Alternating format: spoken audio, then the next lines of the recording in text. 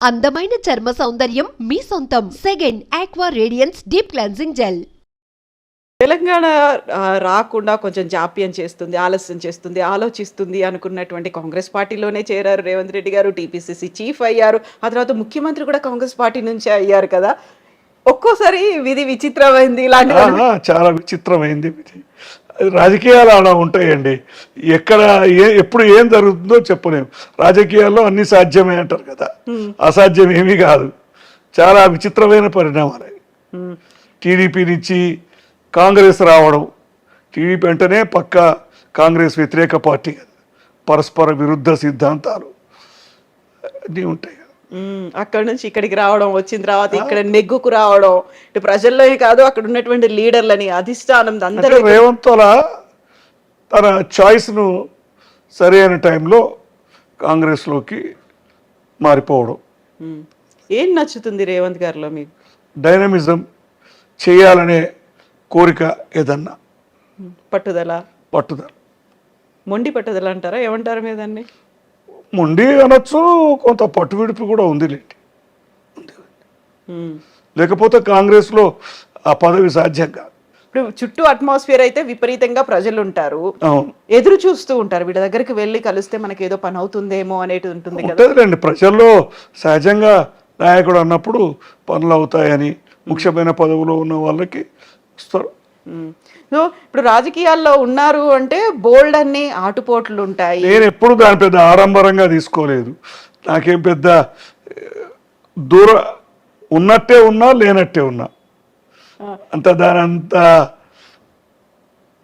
పొంగిపోలేదు, కుంగిపోలేదు. So ఎందుకంటే చిన్నప్పటి నుంచి అలవాటు అయిపోయింది. Ups and downs. రాజకీయాలు అన్నీ చూస్తున్నాం కదండి.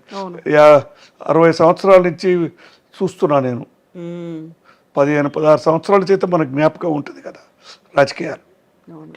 బోల్డ్ అని లోసు హైసు అప్స్ అన్ని అందరిది, రేవంత్ది, జయపాలరెడ్డిదే కాకుండా అందరి రాజకీయాలు ఉత్థాన పతనాలు.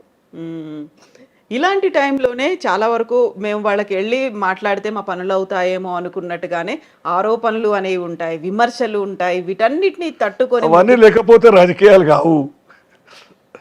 ఇక సహజంగా విమర్శలు, ప్రతి విమర్శలు, తిట్టుకోవడాలు ఎక్కువైపోయింది ఇప్పుడు.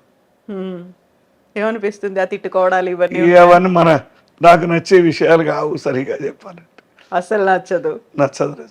ఎందుకంటే మా అన్నగారి చూస్తూ వచ్చాం కదా చిన్నప్పటి నుంచి, కూడా ఆ ప్రభావం అంతా ఉంటుంది. సో ఇప్పుడు విమర్శలు, ఆరోపణలతో పాటుగా రేవంత్ రెడ్డి గారి మీద గతంలో వచ్చినటువంటి ఒక కేసు, ఓటుకు నోటు కేసు అనేది, దాన్ని ఎట్లా చూస్తారు మీరు? ఇవన్నీ కూడా రాజకీయాలు, కుట్రలో భాగమే. జైలుకి వెళ్ళొచ్చారు. ఆ టైంలో జైల్లో ఉన్నప్పుడు ఉన్నటువంటి పరిస్థితి చాలా బాధపడవలసిన విషయం కదా. అడ్వర్స్ పబ్లిసిటీ, ఒకదానికి 1000 కల్పించి చెప్పడం. కుటుంబంలో అప్పుడు బాధగా ఉంటుంది. కూతురు కానీ, మనవరాలు కానీ, భార్య కానీ, వీళ్ళందరితో మనం షేర్ చేసుకోవాలి. అదే టైంలో నైమిషా పెళ్ళి కూడా అదొక విచిత్రమైన జరగడం. అప్పటికే పెళ్ళి కుదరడము, ఆ 15 రోజుల ఎంగేజ్మెంట్ ముందే ఈ కేసు జరగడం. ఆ తర్వాత మీ మీద కూడా అలాంటి ఆరోపణలు. ఇప్పుడు రేవంత్ రెడ్డి గారికి మీరు బినామీలాగా ఉన్నారు అనే ఒక మాట కూడా వచ్చింది కదా, మీ మీద కేసులు పెట్టాలి అనే దాకా కూడా వెళ్ళింది కదా. కేసులేం పెట్టలేదు. ఇన్కమ్ ట్యాక్స్ రైడు ఆయన కేంద్రంగా నా మీద కూడా వచ్చారు, నా దగ్గరికి కూడా వచ్చారు. అన్ని రికార్డ్స్ చేశారు. రైడ్ జరిగింది, అన్ని రికార్డ్స్ అన్ని సెర్చ్ చేశారు. కొన్ని నోటీసులో వచ్చారు, ఇంకా అవి అపీల్స్లో ఉన్నాయి, తేలలేదు, క్లోజ్ అవ్వలేదా? లేదు, కొన్ని ఉన్నాయి, కొన్ని తేలిపోయాయి, కొన్ని నడుస్తున్నాయి ఇంకా. సో దీంతో పాటుగా ఎన్ని అవమానాలు ఇవన్నీ పడాల్సి ఉంటుందో, బ్లాక్మెయిల్ చేస్తారు, బెదిరింపులకు గురి చేస్తారు, ఇలాంటివన్నీ కూడా ఉంటాయి కదా. అవన్నీ మనకేం పెద్ద ఎఫెక్ట్ చేయలేదు, అవేం చేయలేదు. ఇప్పుడు ఒక మన ఇంట్లో ఎవరైనా ఒక పవర్ఫుల్ పొజిషన్లో ఉన్నారు అంటే ఆ పవర్ని మనం మిస్యూజ్ చేస్తున్నాం అనే దాంతో పాటుగా ఈ పని కొంచెం చేసి పెట్టండి, రికమెండ్ చేయండి అంటూ వచ్చే వాళ్ళు ఉంటారు. అవును, ఉంటుంది, సహజం కదా. ఇప్పుడు ఒక ముఖ్యమంత్రి దగ్గర కాదు, మంత్రి దగ్గర కాదు, చిన్న ఎమ్మెల్యే దగ్గర పని వాళ్ళకు కూడా ఎంతో రెస్పెక్ట్ ఇచ్చి లొంగి ఉండే సమాజం ఇది. వాళ్ళ దగ్గర పనులు అవుతాయని. కాబట్టి సహజంగా ముఖ్యమంత్రి, ఎంపీ ఏది ఉన్నా కానీ మొదటి నుంచి ఆ పని ఈ పని చేసి పెట్టండి అని వస్తూనే ఉన్నారు. అది మాకు మా అన్నకాలం నుంచి అలవాటైంది. కొద్దిగా మా అన్నకాలం ఉన్నప్పుడు అంత ప్రెషర్ నా మీద ఉండేది కాదు. ఆయన నేను వేరు కాదు కాబట్టి, నాకు తెలిసిన వాళ్ళు ఆయనకు తెలిసిన వాళ్ళు అందరూ ఒకటే కాబట్టి. ఇప్పుడు అల్లుడనే వరకు కొద్దిగా తేడా ఉంటుంది. ఆయనకు తెలిసిన వాళ్ళంతా నాకు తెలియదు, నాకు తెలిసిన వాళ్ళంతా వాళ్ళకి తెలియదు.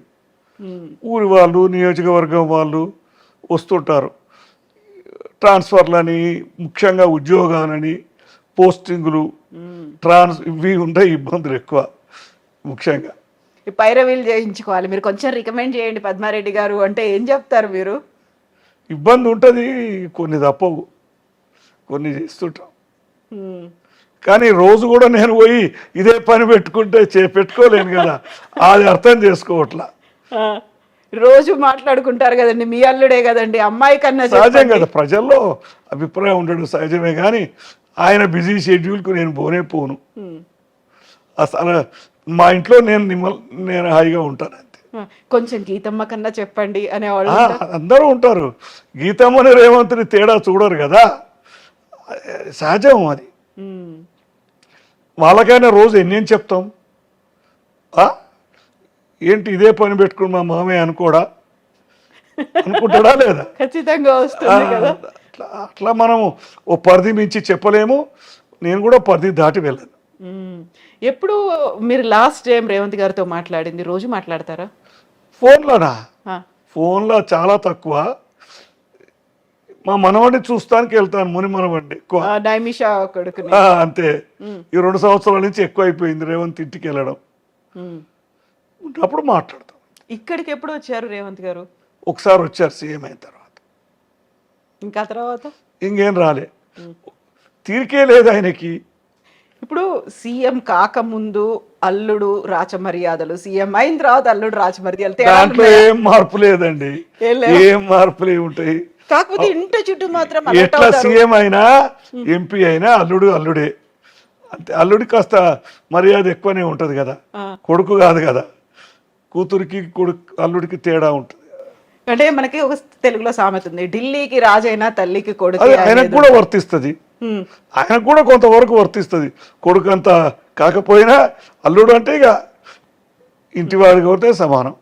కాకపోతే ఇప్పుడు ఒక సీఎం గారు సీఎం హోదాలో అల్లుడు మామగారి ఇంటికి వచ్చినప్పటికీ చుట్టూ మాత్రం ప్రోటోకాల్ కావచ్చు, పోలీసులు కావచ్చు, ఎక్కడికక్కడ కంట్రోల్ చేస్తూ హడావిడి ఉంది. ఒకసారి వచ్చారు కదా, మా అమ్మాయి వచ్చినా హడావిడి ఉంటుంది, పోలీస్ వెహికల్ ఉంటుంది, సెక్యూరిటీ, సీఎంఏ అంతా ఉంటుంది. వాళ్ళు లాస్ట్ టైం వచ్చినప్పుడు 3-4 గంటల ముందే సెక్యూరిటీ చుట్టుపక్కల వచ్చి ఉన్నారు. అప్పుడు ఇంట్లోకి పని వాళ్ళని కాదు కదా, అసలు ఎవరిని కూడా రానివ్వరు కదా. ఆ టైం చెకప్ చేశారు వాళ్ళు, వచ్చేవాళ్ళు కొత్త వాళ్ళు వచ్చినా చేశారు, సెక్యూరిటీ చెక్ చేశారు. ఇంత హడావిడి బదులు నేనే అక్కడికి వెళ్తే అయిపోతుంది అనిపిస్తుంది. ఇంటికి పిలుచుకోవడం ఆనందం. మీరు రోజు వెళ్తానే, వారానికి 10 రోజులకు వెళ్తానే ఉన్నాం కదా. అవును, ఇంటికి పిలుచుకోవడం అత్తగారికి ఆనందం ఉంటుంది కదా, భోజనం పెట్టాలి, ఏదో చేయాలి, అది. సో ఏ పండుగకు వచ్చారు అలా ఇంటికి పిలుచుకోవడం? అంటే ఫంక్షన్ పండుగకి అయితే రాలేదండి, ఒక రోజు వచ్చారు అంతే. అది కూడా ఎన్నోసార్లు అడగ్గా అత్తగారు వచ్చారు. నేను ప్రత్యేకించి ఇబ్బంది పెట్టదలుచుకోలే. సో పండగకో లేకుండా మీరు చెప్పినట్టుగా ఇంటికి ఆడబిడ్డను పిలుచుకోవాలి, అల్లుడు రావాలి, పండగ ఫంక్షన్. మా అమ్మాయి వస్తుందిలేండి, 10 రోజులకు వారానికి వస్తుంది. లేకపోతే మీరే చూడాలనిపించడం? నేను వెళ్తూనే ఉంటాను, మనవడి కోసం ఎక్కువ వెళ్ళడం జరుగుతుంది, లేకపోతే తక్కువ వెళ్తాను. నేను అంతకుముందు తక్కువ వెళ్ళేవాడిని, ఇప్పుడు వీక్లీ వన్స్ కంపల్సరీ. అట్లా చిన్నవాడు కదా, మనమే వెళ్ళాలి. చిన్నవాడైనా పెద్ద పొజిషన్లో ఉన్నారు కాబట్టి చాలా మనకు ఆయన సీఎం అయినా మన ఇంటికి వెళ్ళడానికి ఏమి ఇబ్బంది.